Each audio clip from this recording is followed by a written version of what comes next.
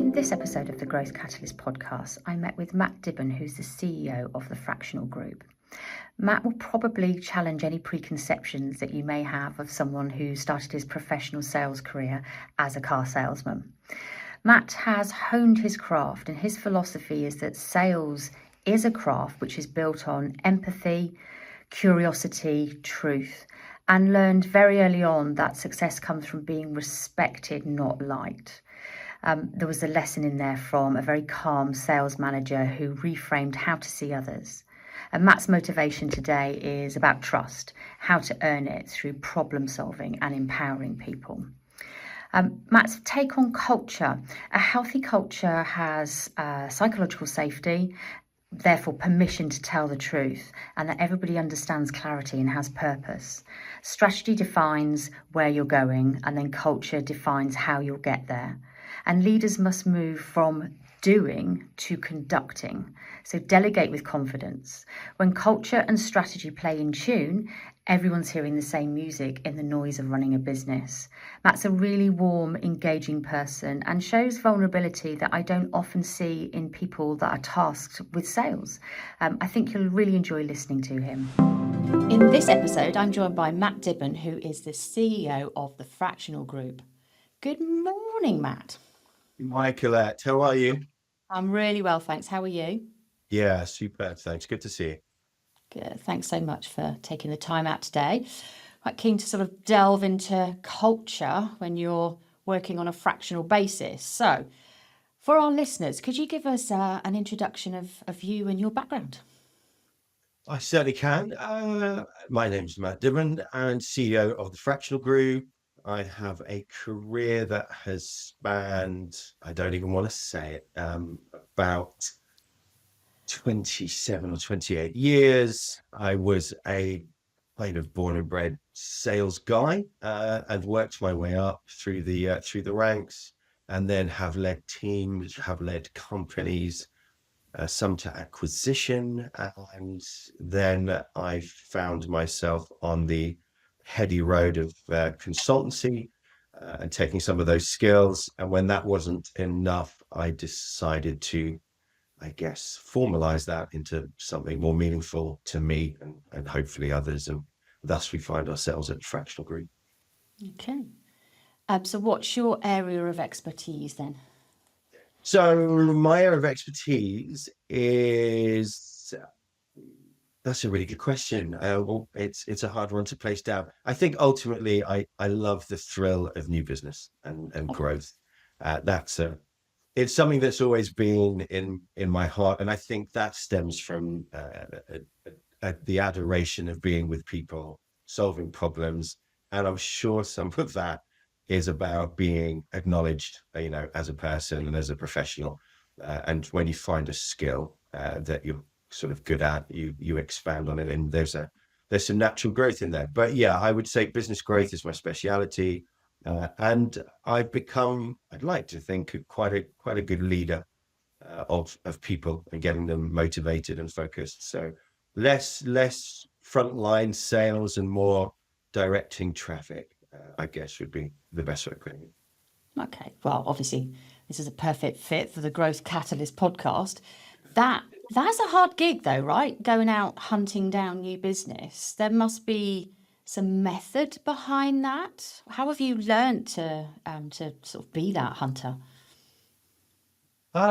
It depends how I guess deep into the weeds we want to get from a psychological perspective. But I think through my own analysis, I was very good at building rapport quickly to be accepted, and that came from I guess my youth, where I think I went to 7 schools between the age of 7 and 16, and so there was a survival aspect. Does that make sense, Collette? There was a sense of I had to find my place. I had to find it very fast, and I did that through I guess forms of ingratiation and rapport building, but really instinctively, and that then I think shaped an awful lot of my journey. And it is, I think it's so hard to carry a target if you've never really had that put upon you. But if it's all you've ever known, like my first real jobs, I mean, I left home at 16 and went and became a car salesman. And you back in that day, you won't find a finer battleground to learn your skills. You know, people dislike you from the moment they cast eyes on you. And my God, do you have to be good at finding a way through that? And I'm proud of that. And I've interviewed so many salespeople in my life. Uh, I mean, an incredible number. And those people where I see that on their CV, I'm drawn to just because I know how hard it was. And if they've succeeded there, even as a 16, 17, 18, 20 year old, then sure as eggs are eggs, they've probably succeeded throughout their career if that's been their chosen path. Yeah. That's really fascinating. I can totally relate. We've never actually had this chat, so We haven't, to give it all the ones we've had. very similar path. I did. Parents were military, so moved around a lot. Did boarding school. Did awful secondary school. I then joined the military because that's what I was always told, and this is all in my book. And then I needed to get commercial. I was desperate to get commercial, and one of my first gigs was selling double glazing. And as you say, people dislike you from the start. Well, Brilliant. I can read that. So again, and I jumped, but before I did car sales, I was skipping school to do an 11 till 2 shift at Zenith Windows. So I would bunk school. I outsold anyone in there. It was just booking appointments, and then I would do it after school, 6 till 9, and I was making more money than my mum, who was a full-time nurse. And I was, I was 15, and I just, and you get to that point where school had just, it offered me nothing at that moment because I'd moved around so much. But that's so interesting. What was so Windows was your first gig It's my then? first job for about a year. So And I would turn up with the plastic window, and I knew I had a sale if I could get the man of the house to crawl through my window. I don't know what to do with that statement, Collette, but it sounds like a very successful tactic. Yeah. It's brilliant. We digress somewhat, but I think actually that baptism of fire. I mean, there's a whole heap of psychology around it, all right, but that baptism of fire of trying to understand the method to go and really get under the hood of sales is like just like you say, it's an amazing breeding ground for, I think, brilliance. I think it can be with all of these moments, the defining moment, I guess the defining catalyst for me is those jobs were hard, but when they became easier was when there was a great manager in there, right? When there was someone that was able to take my rawness and my gobshitery, and just able to enhance it and start teaching me the behavioral side of sales. That's when it made sense because I remember I was a blunt instrument and was full of the chat. But when someone explained to me, if you do this, if this, then that would just, my brain just exploded.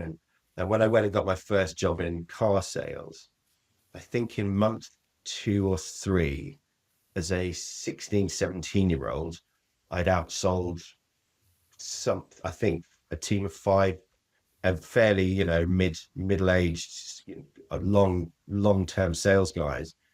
And they hated me, and that really confused me because I just wanted them to be proud of me and be part of the team. And actually the opposite was true. You were just a gobby little, SHI, etc.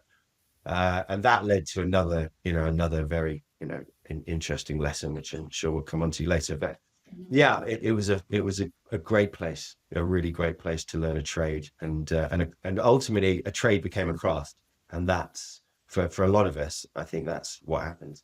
Yeah. So can you give me a moment? I know we get to this at the end normally, but Yeah. you said so a manager sort of took you aside and gave you the gold or the method, or what was it? What was that moment? Can you actually recall that? I can't. Well, I mean, we our memories. I think we quite often, strip them back, we repolish them, and present them back to the world as maybe something better than they were. But my memory, as it is of I can't remember his name, Ian Watkins. God, I didn't even know I could remember that name. And he was my first proper sales manager, and he was the nicest, calmest young man in a pretty rough sales environment, to be honest with you. This was a long, long time ago. And he saw me struggling, but and not with the sales. He saw me struggling with ironically, the culture that was the showroom, right? Which was brutal. And it was absolutely brutal. Uh, and he was able to take me to one side and explain to me the where these other guys had come from, and it I guess ultimately he got me to look at them and see the world through their eyes rather than my own. And just got me to step back and say, that's why they're doing that. And if you do this, then that. And it just, again, it was that moment where you were able to, I'm using language I never would have used, obviously, as a kid. But ultimately, he was reframing what was going on. And it gave me distance, and it stopped my behavior in its tracks of what can I do to be liked, and it changed it to do your job well and be respected. And I think that was a strong message. Yeah. Wow. And so that happened early on. So that had a Oh yeah, significant really. I impact mean, that was on 16, your 17. direction. So yeah. Wow. That's amazing. So we kind of understand how you got there. You've obviously sort of trodden that path well, seen lots of success. Why do you still love what you do? Um, I have no idea. Why do I still do what I do? I think I don't think I know it's become a craft, and I am really proud of it. And so I have pride in what I do. I have pride in how I execute what I do. I've spent probably the last 15 years not really doing it the way the handbooks and the playbooks constantly tell everyone to do it, because they lack empathy, they lack emotional intelligence. And I think there are very successful salespeople out there, and managers and directors who, rely wholeheartedly on various acronyms and frameworks, which I'm not a fan of at all. But um, the enjoyment is now, for me, I still get a massive enjoyment from solving a problem, closing a deal, and getting somebody who I've probably spent 3 to 5 hours with, who's never met me, entrusting me to enhance their personal and professional profile within their organization, because they believe that I won't let them down. Yeah. And that to me is a massive show of trust. And I think I get a real kick from that, which is I've validated myself. And again, this will hark back to a psychology of, dad leaving, et cetera, et cetera, and that abandonment piece. But I've turned that want for validation into a craft and something that is less needy and more authentic. Does that make sense, Collette? Totally. Totally. Again, can absolutely resonate. So, culture. So you've set up the Fractional Group. So Yeah. how long have you been in existence now? It's been in a couple of guises. So it started life. The short answer is the Fractional Group has been 2 years, Yeah. or 2.5 years now in the making. The bedrock of ideas that started was with a company which was just me, really, called First Dibs. And yeah, that then turned into the Fractional Group. So yeah, I would say all in all, the idea has been percolating through to execution for probably 3.5 years. And the idea, so fractional for our listeners that might not quite understand what fractional working is, could you Yeah, explain? I can. It's very much the new word for consultancy. I guess, in the short term. It's for us, a fractional executive in our case is somebody that is implemented or dropped into an organization to focus on a single or multiple project delivery. And the idea being is that for the company in question, they're not involved in recruitment fees, they're not involved with delivering a full-time person for a part-time project. And I think so for us, a fractional service is where we take an individual or multiple, so an individual or a team of people who have identified a project and go in to solve a problem in the fastest, most efficient way possible. So yeah, but the word fractional has been coming in from the US for about 4 or 5 years. There's a few companies in the UK that then brought it in. And for me, I think fractional also talks about a better integration of an external consultant into an existing team or culture.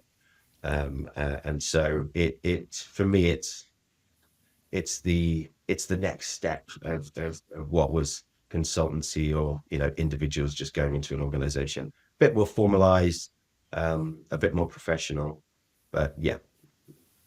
Yeah.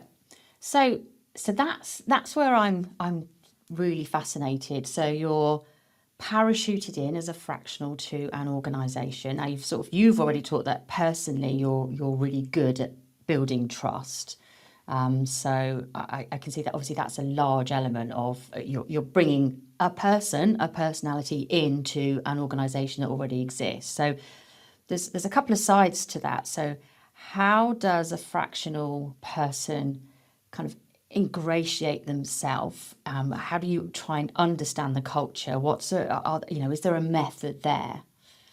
And then the other side, which I want to go unpack, sorry, just to dump on you, is if you're building a team of fractionals as an organization, how do you focus on your own culture at the fractional group? So which one do you want to start with? Oh my gosh, yeah. Let's deal with them in order. There's I think there's just a human side to asking great questions. I think at the heart of any exploration of what's working and what's not, and what's good and what isn't within an organization. For us, culture is something that you witness from the first meetings of discovery. And for me, typically that's with the CEO or founder. That's where I'll have that initial conversation. So I get a sense of who they are, what's troubling them. I get to ask, I think it's fair to say, extremely searching questions of that person or people right at the beginning of an engagement, because the question of you can't say, what's your culture? Because everyone will tell you something different. It's an insane question, really. What's it like to work here, et cetera, et cetera.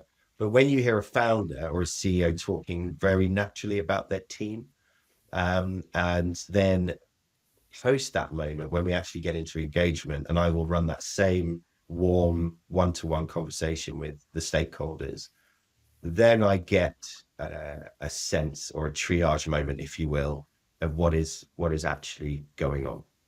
And I think that's just pure exploration. And for those of you who are going to hate to follow the next bit, but my job and anybody's job in sales or account management or business discovery, you're taught how to ask questions in a way that opens people up. Collette, you'll know this. You've done enough of this in your time. And for those that don't know what I'm talking about, at the most basic level, it's open and closed questions, right? And if you start any question with what, who, how, why, where, or when, you will get some form of formulated answer. And from that moment, you will get people into a sort of a yes frame of mind, because they will just start talking about themselves, which is fantastic, because then you get to the really, really good stuff. And if we then follow that, the difference is I've seen companies spend months defining culture, like it's some sort of mystical, thing that they're trying to achieve. And for me, it's what happens when the founder isn't in the room. I know that's a phrase used a lot, but so once you get that triage moment done, and then you walk around an organization, you can very, very quickly see, is everything I've just heard over here going on when those people are not around? And so as a fractional or a CXO level fractional, I'll spend time with the board, but then I'll spend time in the actual workplace in team meetings and being part. And in this, for me, typically that would be the executive team or the sales team or sales and account management team or marketing. And you would get to see, are people behaving in a way that is in line with what I was told when all the peacock feathers are out. Well, that's interesting. So I guess an organization with culture, if we're talking about founders here, can often be built in the image of that founder, if that's good or bad. And actually, so if you see a disparity between how a founder believes the organization is behaving and how the organization is actually behaving, because you're kind of brought in for a transaction, right? You're not Yeah. a hire. So I guess you can be very much underestimated from a sort of personality perspective, and hopefully you're not giving too much of the game away here. So you're potentially seeing things that are going on inside the organization that the founder's not aware of. What's your job there if you discover that? Well, it's exactly our job. I mean, a great deal of companies, they think they've got a sales problem, but they've actually got a focus problem. I mean, that's all too often, this obsession with more leads and more meetings and more content. And I get it, because growth feels like it should be noisy, right? It feels like it should be this, lots of static going on everywhere. But the truth is, most of the time, they don't need more. They need better focus, better rhythm, better habits, better communication, better alignment. And I know how strong you are in the world of OKRs, Collette, and some listeners may have experienced this or may not. But that's a classic moment. Is what if the mouth is moving, then founders aren't learning anything. And I say this to teams, right? If all you do is talk and transmit and don't just shut up and ask better questions of your teams, then you won't have any form of rhythm. What you will have is people trying to be obedient, or people trying to look good rather than be good, right? And if you don't give them that space to, I guess, wholeheartedly mess up. We've got this thing, we asking for permission, asking for forgiveness, and which way around do people do it, and what sort of organization? Quite often, I hear that all the time. Yeah, we have this culture of asking for forgiveness, not for permission. Yet you see the founder in every single meeting, and you're like, so if you're in every meeting, then that's completely gone out the window immediately, hasn't it? Yeah. And so looking at the external dialogue versus the internal behavior, they're the two things I always try and match up. I call it, basically, if their external dialogue and their internal dialogue do not match up, then you will just see that everywhere in the business. People nodding, but their eyes are going, help me, help me, help me. And that's when you can engage in really powerful conversations. The tough bit is there are two types of founder in this situation that, when confronted with that, respond in one of two ways, which is they will micromanage you out of the contract as quickly as possible because they do not like what they've been confronted with and would prefer Closed mind. to live in a mirror, or there's a great, can I swear on this podcast? I probably Of course. can't. Oh, I can. So a friend of mine just nailed it once. He said, and he was talking about marketing people, but he said, if you're not careful, you just end up in an echo chamber of fuckwittery. And I just I thought as soon as I can have that tattooed somewhere on my person, then it will be done. And so if we can take them out of that moment, great. But here's the thing: everyone wants to scale, but nobody wants to fix what's broken. And it's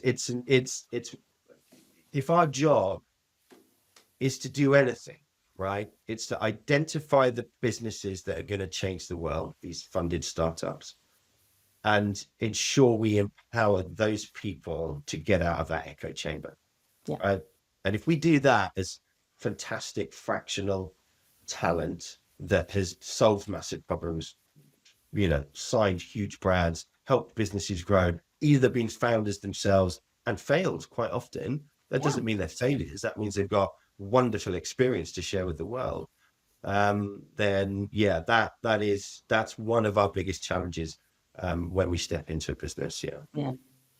So at Zockery, Matt Roberts calls it compounding advantage. So you said like this, everyone's trying to do everything, and one mouth, two ears, always the wrong way round. Actually, just identify what that priority is, and then who's going to work on it, and then what are the tasks that build up to it, and they all multiply. Those effects multiply. They don't add up. It's actually fascinating if you really sit down and think about it. What's the product? Is it right? Oh, we got the right messaging out there, and just all those different compounding factors, just making sure that the right person's focusing on the right thing. It's so simple when you sit and think about it, but we're all ever so guilty of overcomplicating it as human beings. Yeah, I think we are, and it's back to this: gives a healthy culture, right? And we talk culture, we should be talking healthy culture. A culture is a thing, right? It's just a thing. A healthy culture is actually doing something, right? It has meaning behind it, and it's just not about free snacks or Friday beers. It's about permission to speak the truth, to challenge leadership, to fail fast without fear.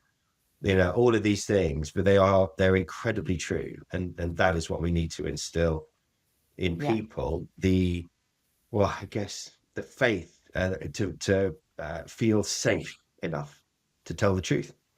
Because if you've hired people that will tell you the truth, you're golden, right? You will never have to worry about, is something wrong in my business? Because you've hired and supported those people to be truthful and vulnerable, they put their career on the line and their reputation on the line. And quite often you see that comes with absolutely no reward, but some form of punishment. And it's normally very subtle punishment. And that's the fastest way to erode a culture. So you're kind of already talking about that importance, why that right culture has got to be psychologically safe and open and honest. Can you explain how it's underpins strategy? So I'm just trying to understand how organizations that have got X strategy, how that then sort of comes back to culture, and how the two things are related and how they underpin each other. So I think it's a really good one. I would love, we got onto this a little bit, but I wanted to hear your soundbite on this. What is your thoughts on this? I think I think you've already started to say it. So if you take a bunch of different people and ask them what the company's strategy is, can they all answer correctly? Are they all feeling safe to talk about that? So that's one obvious factor. Is the strategy, again, just back to this compounding thinking, right? What is the strategy? Who's responsible? Well, obviously everybody, but what's my place in helping deliver that strategy? What's the timeline? What are the things that I'm being measured on? What are the things that hold me accountable, that I'm proud of, that I'm interested in, that I know I can move the needle on? So they're the things that I believe take us right back to company strategy, that are absolutely essential inside of the culture. Like, as you've said, can I talk about it openly and honestly? And if it's not working, why is it not working? And who am I allowed to talk about that with? Yeah, it's so true. I mean, I think with founders, especially, they're carrying, what would you call it? An optimism tax. right? Where everyone's looking at them, or they feel like everyone's looking at them to constantly, lift and drive people forward. But coming back to your original question, right? There is this great saying, and the culture will eat strategy for breakfast. But I think it's misused quite a lot. It's ends up being a poster on a wall somewhere or on a mug. That's my favorite. Mugs everywhere, and lots of motivational slogans on. Um, but the reality, what is the reality? I think the reality is, especially in I would say SME businesses, on one end, funded startups, super exciting, right? Everyone's buzzing and there's money and there's stuff and you got a new product and it is just the most glorious place. And I'm so privileged as a fractional, we get to drop into those moments, right? We haven't been on that first part of the journey, but we've been on that first part of the journey for lots and lots of different clients. So we have this incredible bed of experience to say, oh, you're at this point, great, and you kind of run that program and you get in there with your processes. And that's why I love the fractional model. We drop into the chaos with empathy and a playbook, right? And we sort of go, what's next? With culture versus strategy, if you've got a business that has a GTM strategy or, a marketing strategy or a whatever it is, this is often a transmission from a department or a founder to everyone else saying, this is our route, right? This is our direction of travel. When we talk about culture, for me, that's how we're going to get there, right? That's what we're going to take this sense of, we know exactly where we're going, right? Because it's been communicated well. We know the work ethic that's going to be involved and what's needed. And that work ethic involves being supportive, empathic, emotionally intelligent with our colleagues, asking ourselves questions such as, what can I do for that person sat next to me today? Right. And if everyone in a business was sat there going, what can I do for you, and you, wherever possible, then we start removing some of the brakes on that flywheel of progress within inside an organization. And so I know this is a very long answer and it varies in businesses from, of how they operate, but it's not enough to have a strategy and it's not enough to have a culture. I think you need to have both. Otherwise, you've just got two different forms of chaos kind of competing with each other. I mean, my favorite term is when a team and a business is working well, then all of them are hearing the same music in the noise of running a business.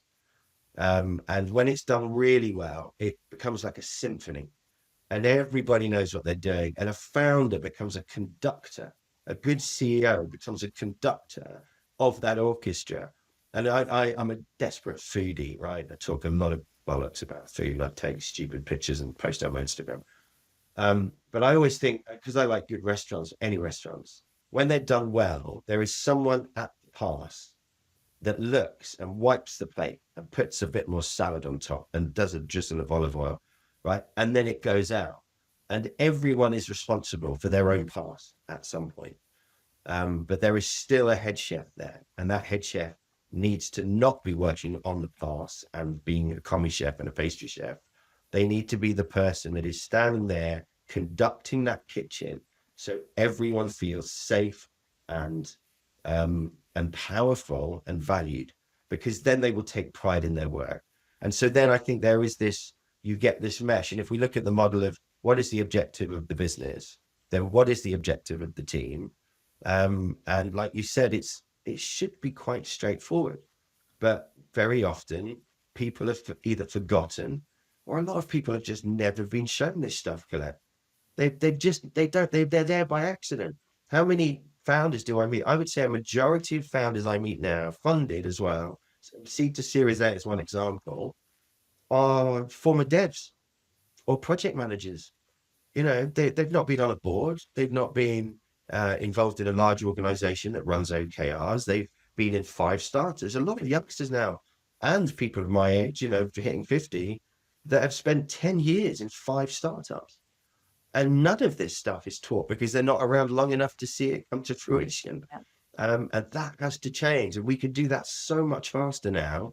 We don't have to sit in a business for 3 months doing endless audits and meetings about what everyone already knows.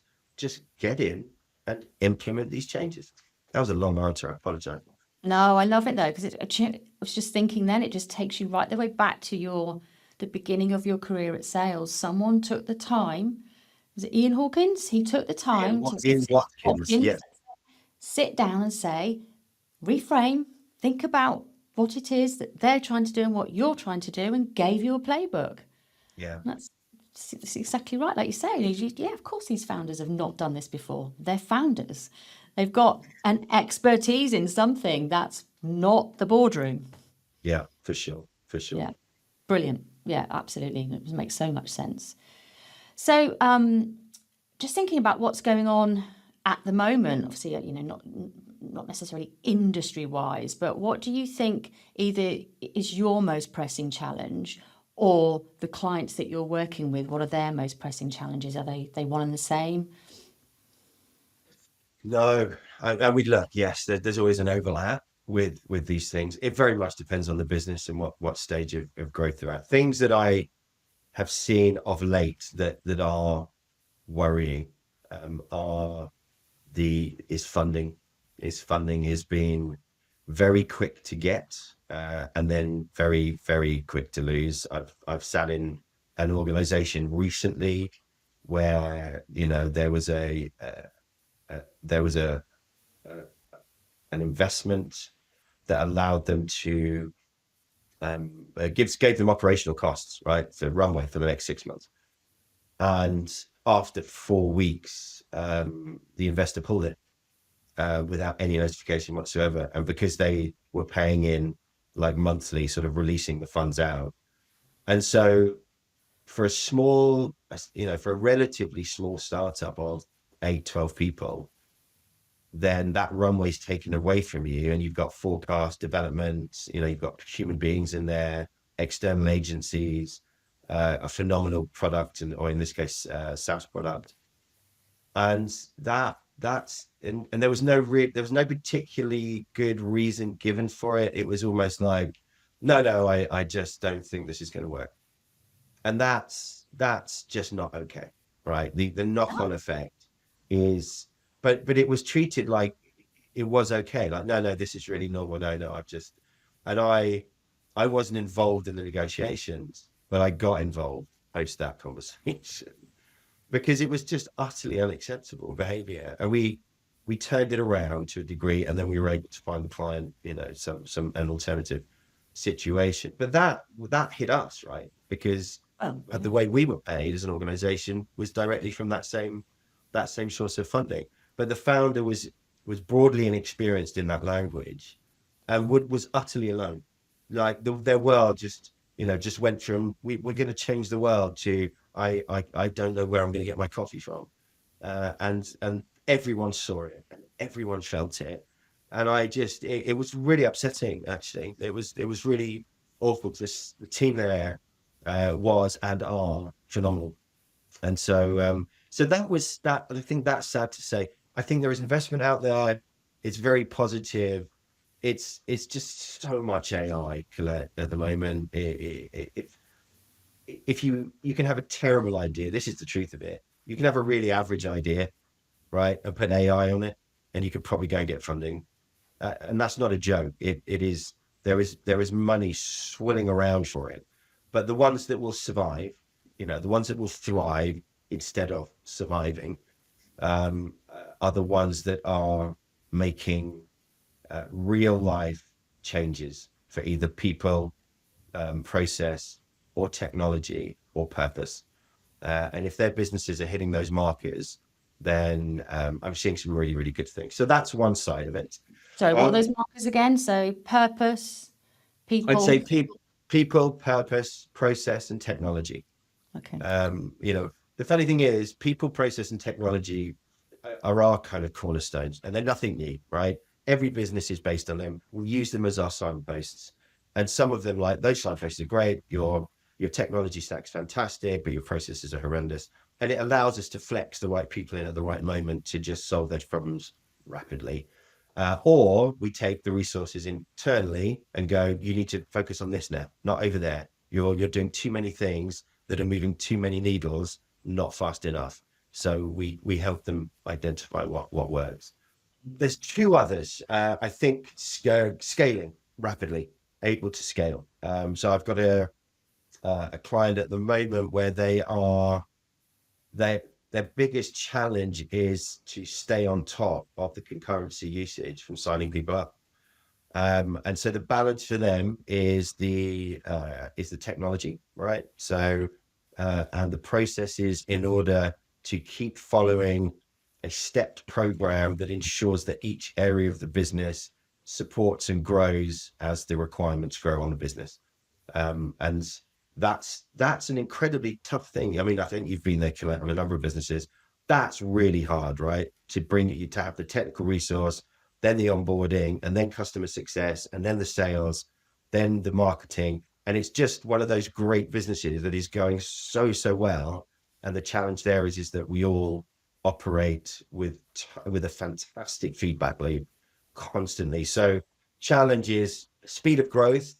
How do you put in the systems and processes to ensure that everyone stays on the journey, stays accountable for what they're doing, and is fully supported? That can very quickly go wrong.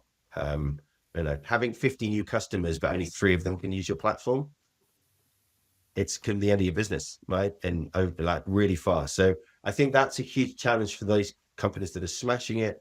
And then finally, it's the age-old one of growth.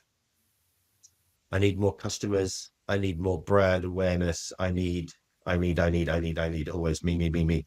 But that one will, I don't think, ever go away. So I wouldn't bore people too much with it. Finding sales in an increasingly busy market, in an increasingly crowded market space. How hard is it to be unique? I mean, I think it's almost impossible now. Yeah. You might have a unique something about your business, but you don't really. No one has a USP anymore. It's such an old thing.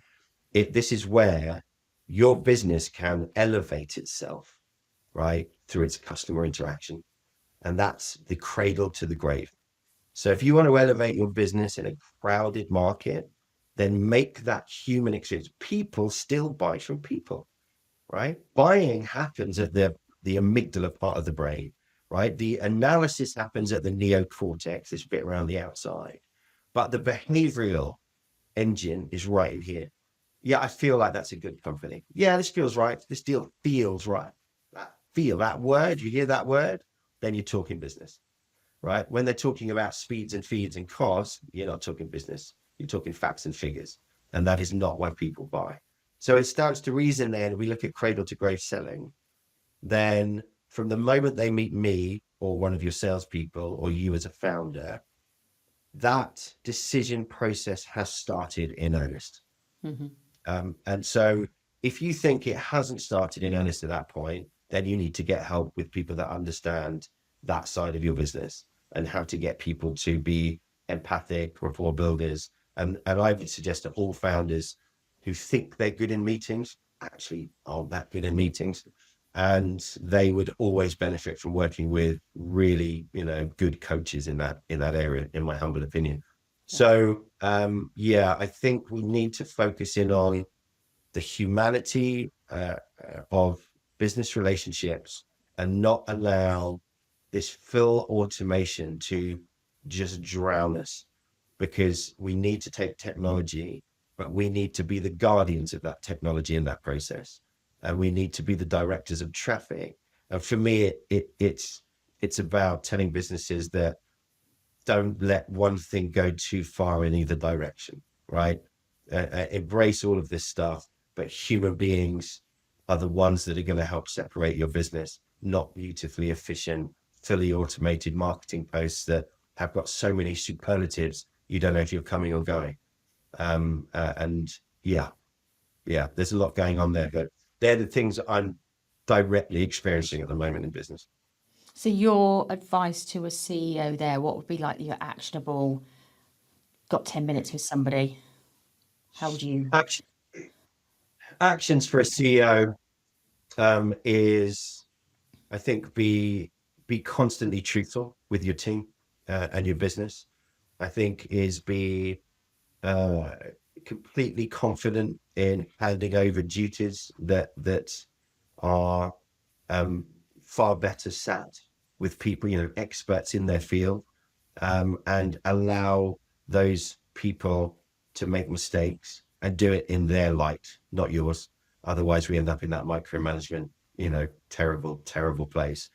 And it's okay, right? It's okay for people to do it their way and let them do it. And if for any reason you are looking at your organization and going, I can't really give that to that person, then that's a conversation that needs to be dealt with really, really fast, Yeah. which is why can't you? And that's either because you're not doing something right as a founder, or that person isn't the right person in your business and hasn't been supported or hasn't been trained up, or they're just flat wrong. But you have to be able to delegate with confidence and authority, knowing that you cannot control every aspect of your business, and nor should you. You need to be an amazing captain, an amazing head chef, whatever that analogy is that resonates with you. That is your job. It is not to execute on every job function. So true. Otherwise, what was the point of employing them? It's right. I mean, how much money could you save? You could just be a single employee business. Yeah. And then culture's super simple.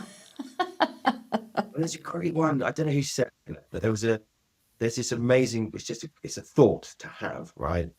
Is if you've got a business of one, you are the culture, right? 100% responsible. When you're a business of two of you are now 50% responsible for the culture of that business. And as you get that out, so if you want a question of how do I maintain culture in a business of 20 people, well, understand that those 20 people are all responsible for 5% of the culture of your business. You start to understand the size of the problem. Yeah. And the importance of process, which I know clashes with culture, but it doesn't. They're symbiotic. In order to maintain communication and your North Star and et cetera, you need to put systems in that make that repeatable, give it full transparency. Because when 20 becomes 50, now everyone's responsible for 2% of the culture. But it becomes these fractional gains that make massive impact down the road, because you've also got 50 people doing 50 really cool things rather than one person trying to do 50 cool things. And there are the two plays, right? So, let those operate together. Let process and culture and strategy be this really good organic thing that helps drive the business. Yeah. Back to that compounding advantage. They all multiply.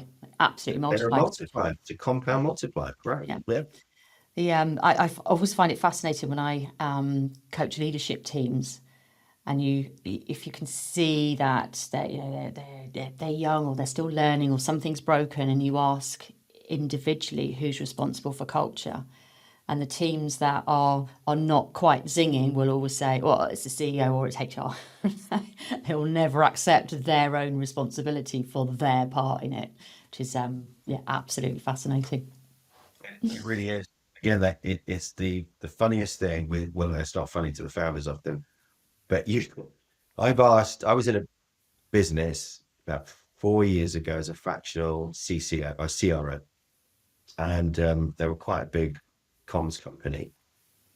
And the disparity between the 15-year founder, not 15 years old, obviously, but the founder of 15 years, and his fairly large executive team, which was something on the lines of 6 to 8 people. And so I just want everyone who's watching this to know that you're not the only ones, right? But I don't have an issue, or I have a way where I can ask very difficult questions in a room of people in a way that will get a reaction and kind of prod the nest without everyone dying in a swarm of stings, right? So Yeah. I said, and I'd already had conversations with a few of them, and I just said in the boardroom one day, it's occurred to us that nobody here understands what the company vision is, because you've all given different answers. And the founder, the CEO, he went apeshit there and then. Like it was the most insane reaction. And he, to the point of he was, getting up, on his sort of forearms and leaning over the table and full aggression. And all of them stayed incredibly calm, because there was just this moment where they all knew what he was going to do in that moment. Just as soon as I'd said the question, they'd all been through it clearly multiple times, but nothing was actioned. And so in that one moment with one question, we were able to see everything we needed to see. But then, like you were saying, Collette, as a coach or a mediator, and that's what you end up being quite often, is a mediator and a professional one at that.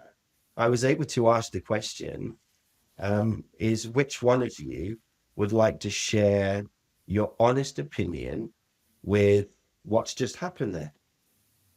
And very calmly, one by one, they all voiced it. And in that moment, the CEO just fell back in his chair and just and he just, the hands on the desk, and he just went, and he looked so broken and hurt.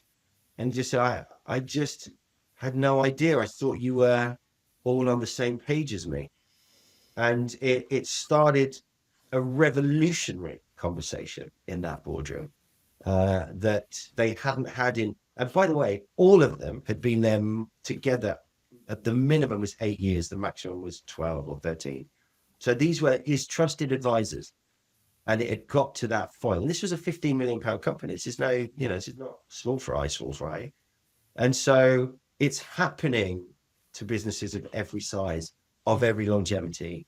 It's never too early and it's never too late to bring in good people to help guide you on that journey of people and process. Yeah, absolutely. I mean, that's exactly why I wrote this, because that behavior, that behavior is. It's a great week. It's so telling. And they're good people. Every single one of them around that table will be good people. And yet this ivory tower has been created, and these barriers of separation of thought and mission. And it's just fascinating. I love those scenarios because they're just beautiful, actually. Hopefully that CEO just learned a huge lesson there and realized he behaved like that because he probably felt really isolated, felt really attacked. Yeah. Well, it turns out he just felt alone all of the time. So he was constantly in a state of defense, right? And that will kill you. And I mean, it will physically kill you early. And this is why I believe in an awful lot of stillness and more calm, right? And less busy and more clear and calm and be still. Yeah. Right. There is a lot to be said for those moments. But yeah, he had health issues, sleep issues, paranoia issues, anxiety. And again, once it was talked about, and we quite quickly exited that level of conversation because we didn't need to be there anymore. And he then uplifted one of the individuals to be MD rather than director of, and just had that guy report into him and basically allowed this person to run the company who'd been with him for 13 years, who cared deeply at a personal level about him and his health. And it even came out, I never stop worrying about you because, you're not the guy you were when we started. And it was like, wow. And there was a story there.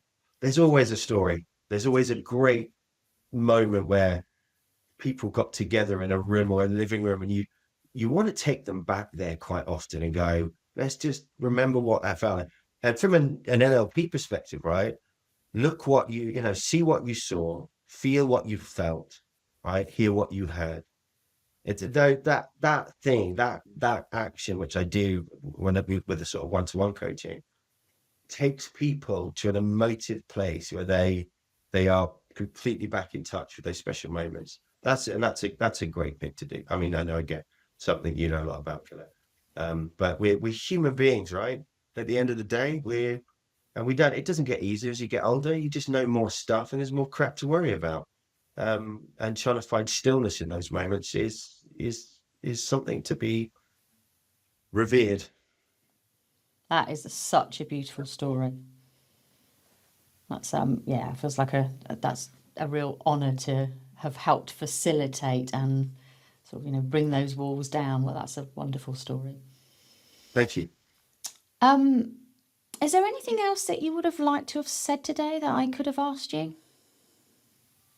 God, she's such a good saleswoman.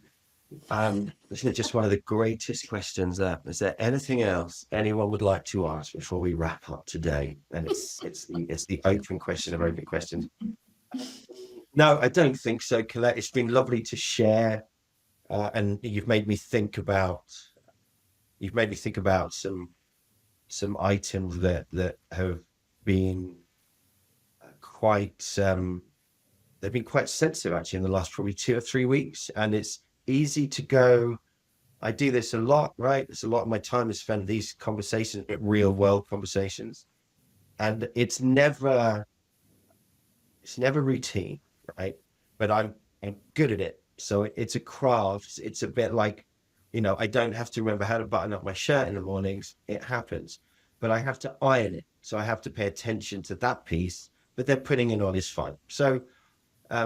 But these conversations remind you of actually really good moments, and it brings them back. And that's why human beings talking and friends talking is so magical, because that's when anecdotes come out and great memories, and you remember how good life is. Yeah. And the biggest one for me is whatever you're going through, right, as a business or a person, it will pass. You know, if it's going great right now, it'll pass. Yeah. And if it's going unbelievably terribly, it too shall pass. And, you know, stay with it, trust in those around you, and have conversations like you and I have done today, because they're worth their weight. Absolutely. Matt, thank you. That was an absolute pleasure. Thoroughly enjoyed our conversation.